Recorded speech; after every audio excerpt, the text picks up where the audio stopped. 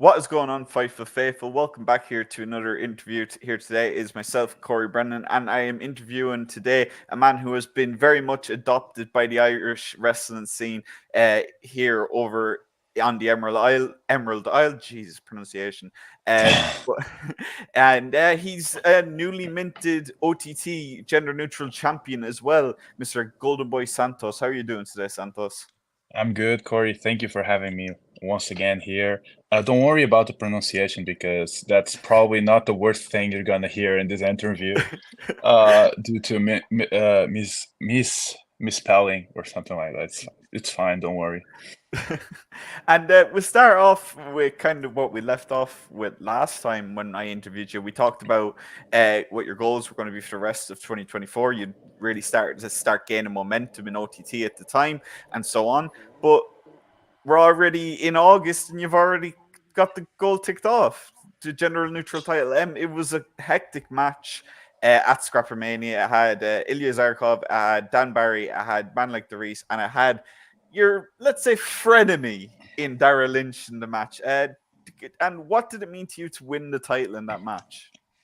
Oh, Corey, as I told you before, and I told you in person, everything is moving so fucking fast. Like the last time we talked, I don't even remember at what point was I in my OTT stay. Yeah. But as I told you, like, fortunately, I've been very busy these last few months, and mostly in OTT, I've been doing okay-ish. Yeah.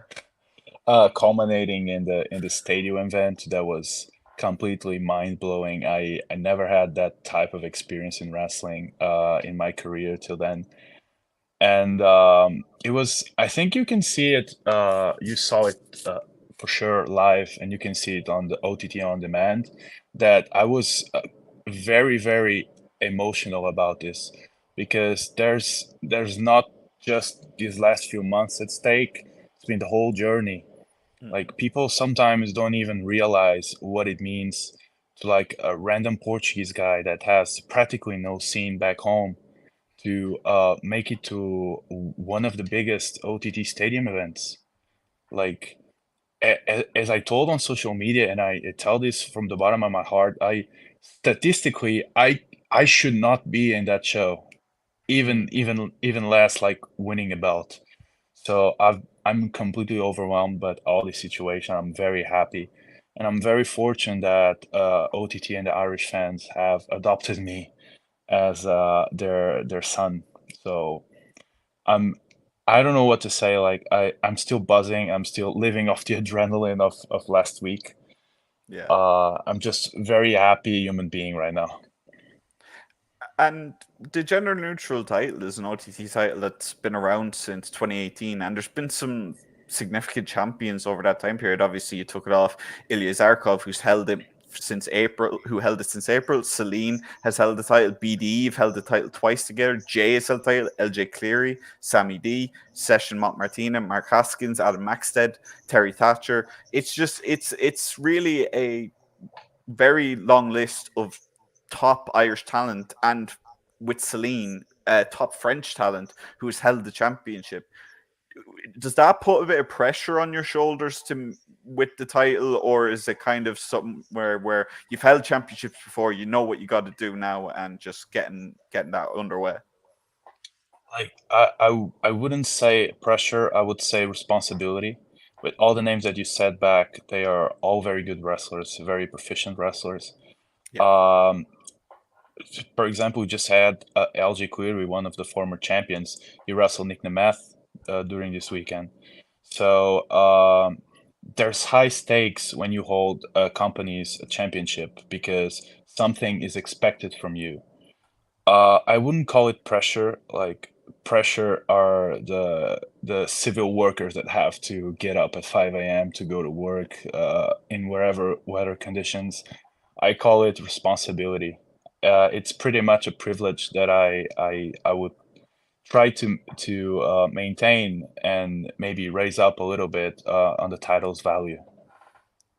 And it was a very special match, especially for the crowd, because like I said, you're very much been adopted by the Irish scene, and we saw that in your gear for the event, because even on your gear you had the Irish tricolour on that, you had the shamrock. I believe it was the shamrock. I could be mistaken, but is that something that is deeply important to you in wrestling right now? I know you're also in RevPro where you're doing the same thing, but it does feel like you do have a deeper connection with the OTT audience. Uh, when I first arrived in OTT, it was under a special. I was in a not a, in the best state of mind. I think I told you before. I've stopped doing wrestling. I came back a little bit earlier that year to kind of help the Portuguese scene growing up a little bit. So I wasn't planning on continue to pursue wrestling as a job, as a full-time job. So when Omari called me to go to the training camp in OTT, the environment itself, the locker room, all the guys, all the coaches, everyone there was so nice, which is a kind of an inverted mirror of what I've had in my career. Like everything was so positive. I felt so good there since day one. Um, for example, like CJ West had me at his house. He didn't even know me, so that's a big thing for me. Especially in my culture, and I think the Portuguese culture is similar to Irish culture in that aspect. We like making people that we like feeling good, like we're very taken care of in family, good friends, and we kind of are giving people. You know what I mean?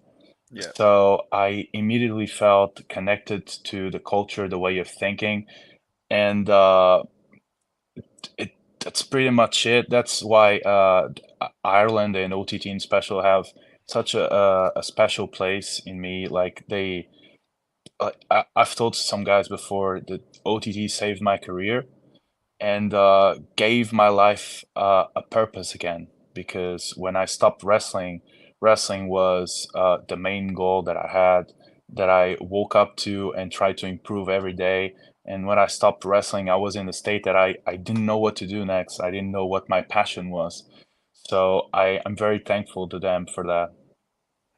And when I was chatting to you after the match, something you did say to me, and you kind of were like, "Did you notice this?" Was when you mentioned your dive, and you're not a man who does a lot of dives, and you mentioned it kind of when you wrestle a Gunther-esque style, powerhouse meets technically. You don't get a lot of opportunities to do that, but you felt like you had kind of a responsibility to break out something new.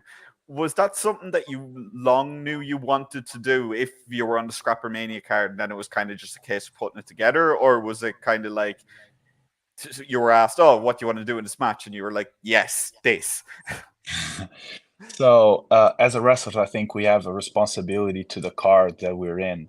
And sometimes some matches require a little bit more, especially bigger shows. So I felt like these people don't really know that I'm actually a little bit athletic. Yeah. So let's show a little bit of that. And I think that was the perfect place to do that. Especially having a multi-man match, people kind of expect something more athletic. So let's give him this, and maybe they will wait for another big show for me to pull off something different.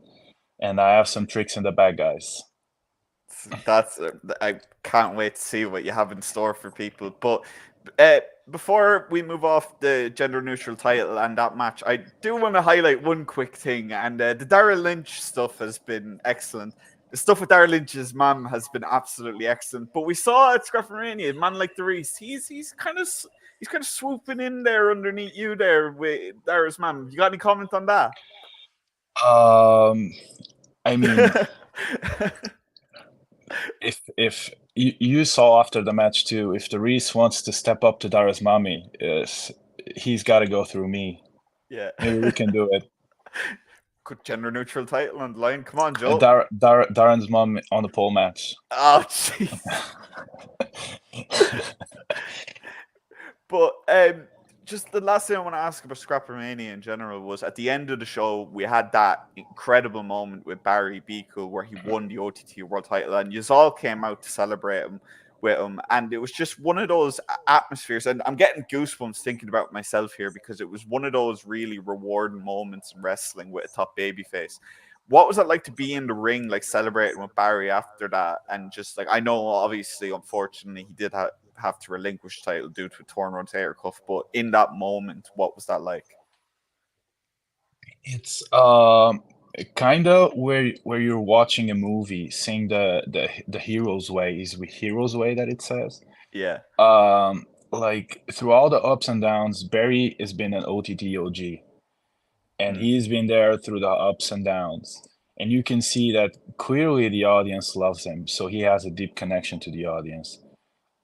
And Barry is not just a gimmick guy. Barry can actually go. He's a very good wrestler, and you can see Absolutely. like throughout his career, especially recently, the match he had with Moxley was fucking brutal. I love that, Mm-hmm.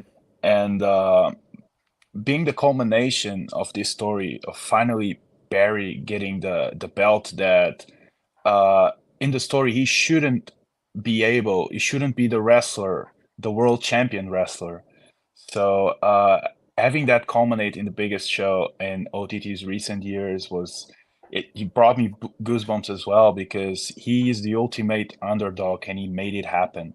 Unfortunately, he had to relinquish due to injury, but I'm sure when he gets cleared, he will come back for it, and people will love it again because that's how Barry is. Absolutely. And I do want to ask one more OTT question before we move on and talk about RevPro, because I really do want to talk to you about RevPro, especially your match with Ricky Knight Jr. But the 10th anniversary show, just I have to ask about it. Scrapper main at Scrapper, they announced JD McDonough and Finn Balor would be on the card, and just the reaction was just I can't even put into words how loud it was inside the National Stadium when that happened. But what was that like as a talent, and what are you hoping to do on the 10th anniversary card now that you're the uh, OTC Gender Neutral champion? So I wasn't expecting that as well. I didn't know. Like I'm not even on Ireland in a regular basis, so it caught me off guard as much as all of you guys. And I Yeah. jumped out of the place that I was watching the show. Like I couldn't believe that it was possible, which will be great. Like till this moment, I think you only have like uh less than 500 tickets available, and the 500 are mostly like the superior Mm-hmm. part of the national stadium. It's Yeah. the tickets have been on sale for like not even a day, Not even 6 hours. so not even 6 hours, and you can clearly see that the European scene in general are starting to get up again from the COVID situations and the speaking out situations, and the indie wrestling scene is pretty much alive, and this is a testament to that. When Yeah. when was the last time an independent show, almost sold out in 6 hours? You I don't can't know. really say it. Like you can't really think of it really because it's a big venue. It's 2,250. We saw that at ScrapperMania. Like when you see the wide shots, especially on demand, you just see how many people are actually there. Like and same venue. So to have that little, like I agree with you absolutely. And what do I expect to do that? I expect to defend my title, to have a good match, and to continue to up the legacy of the GN Championship. And I have no doubt in my mind that you will. But I do now want to talk about RevPro again. You've absolutely just starting tearing it up over there as well. And again, you found yourself in a frenemy situation. So we have to look at the common denominator here, little Santos. Why do you keep ending up in frenemy situations? First Star Lynch, then Dave Francisco, like or which was David first? I can't remember at this point. Like you have too many at this point to keep track. Yeah, I don't remember when it started, but it's kind of funny how the situations can be. Yeah. Uh, but in spite of the similarities, I think the situation with David, tagging with David, we have uh, some similarities as well. Not as Yeah. much difference as I have with Dara. Me and David came from the same place. He knows my struggles. I know his struggles. as much as I agree with him and this persona, uh, as much as I don't agree with that, I have to respect him because I know how tough it is. He changed all his life for wrestling, and sometimes people are so used to have that from granted, like especially the British wrestling scene that has so many shows, so many wrestlers. People sometimes take that from granted, and from where he came from, we don't have that. So every time we have some opportunity, we try to get the most out of it, and I respect David for that. And yeah, I think we're gonna get to the next point after when we talk about the Ricky Knight Jr. match. Before we do talk about Ricky Knight Jr., I do want to go with most recently at Summer Sizzler. You got to wrestle there. You literally hopped on a plane right after ScrapperMania, went over, compete on Summer Sizzler. You got to compete in your call, which is in the upper echelon of venues in Europe, I would say. What was that like to wrestle in your call? He was pretty much overwhelmed. If you told like 2018 Santos that he was doing the National Stadium in Dublin and the York Hall in 2 days, uh, he will probably not believe you. Yeah. So I'm pretty much overwhelmed by all the situation, especially because York Hall, I think it was sold out. It was the show Mhm. where MJF was, so Yeah. probably was, and it was a very surreal situation. I'm very very happy to be in this position right now, and I look forward to continue to keep my position and improve it. And now we will get to Ricky Knight Jr. And because like Ricky Knight Jr. is probably one of the more physical matchups any wrestler can go into in Europe right now. He's such a physical style to come up against, but you have the physical style to match him. So it was a very good match on paper, and I feel like it delivered in all counts. What was that like for you to wrestle someone like Ricky Knight Jr.? Coming into this match, I knew that it was gonna be physical, like, Mm, but that's how it is supposed to be. Like, if I want to be in up there with those guys, I need to be able to handle it and to beat them in those situations. So yeah, I think it was a very physical match. Like, I wouldn't expect least from a former RevPro British heavyweight champion. And unfortunately, I didn't win the match, but I'm sure this is only the first time I meet him in the ring, and eventually I'm gonna beat him. Trust me.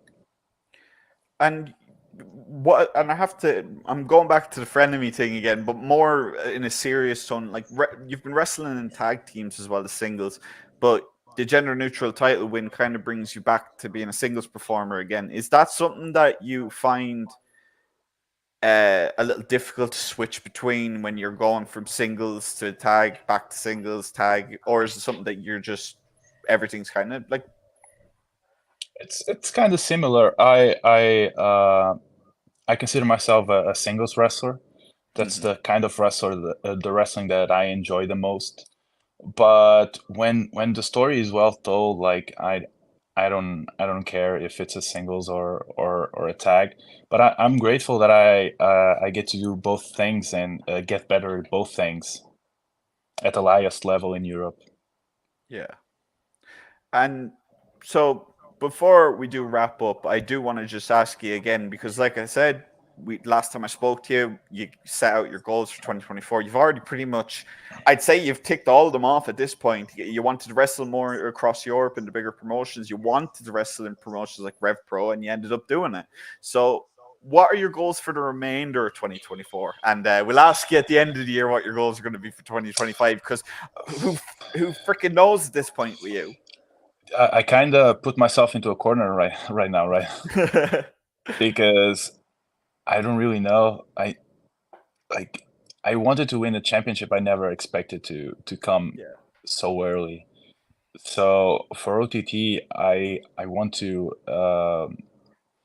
continue and defend the GN belt, and I want to make it more prestigious. I want it to be the title. Of course, the world title is going to always be the world title, but I want every wrestler from every company in Europe to say, I would love to get the GN title belt in OTT. I want to make it that prestigious. I think that's probably the goal that every wrestler has when he holds a championship. It tries to elevate him, and I want to make the GN championship one of the most wanted titles in Europe. And in Absolutely. RevPro, I want to just get my respect because me and David, I think we have a bigger weight on our shoulders because we're not from there. We Yeah. need to prove ourselves and we need to demand respect, and that's what we're doing. So I want to punch my way into the copper box. Yeah. So That'd be awesome. I'm having TK Cooper this week on Sunday, Mhm. and he already got his way into the copper box, and it's a different TK Cooper than we were usually having. Like, yeah, before TK was super wrestler TK, now he's super depressed TK. So I'm trying to take advantage of that and get a good win and maybe punch my way into the copper box. So let's see. And thank you again, Santos, for sitting down with me for this interview. It's been a pleasure again. Do you want to tell people where they can find you on social media, what you've got coming up? Like you said, you've got that match with TK Cooper on Sunday. Anything else coming up for people to come see you at? Thank you, Corey. Thank you for having me. Right now, the only thing announced is the TK Cooper match on Sunday, live in Southampton for RevPro. And the rest of things, you're gonna need to follow me on social media at SantosPro96, either on Instagram or on X, to make sure you keep yourself updated. Awesome, man. And again, guys, make sure to check out Santos. I said it last time, and he's somehow managed to supersede how hot he's gotten. So make sure to check him out, guys. He's been killing it. And yeah, make sure to come back for the next interview. I am interviewing RevPro's Gideon Gray later today, so that'll probably be out a day or two after this interview. And yeah, guys, see you all in the next one.